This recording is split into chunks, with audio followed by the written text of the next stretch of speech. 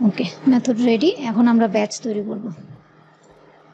এই যে post run batch, এটা কিন্তু রানের ব্যাচ না, এটা হচ্ছে আমি যে ডাটা ক্যালকুলেশন করতেছি সেটার ব্যাচ। তো আমি যে ডাটাগুলা অলরেডি দেখে পিকগুলা ঠিকঠাক করছি সেগুলো শুধু নিব, বাকিগুলো কিন্তু আমাকে চেক করতে হবে। আপাতত আমি এটা নিয়ে দেখাচ্ছি, সিমিলারভাবে ওগুলোও স্যাম্পলগুলোও দেখতে হবে। মেথডটা নিয়ে আসবো, এই যে এখন ফিল্ড অন দিলে সবগুলো নিয়ে নেবে। এই ব্যাচটাকে আমার আবার সেভ করতে হবে, সেভ ব্যাচ ফাইল অ্যাজ।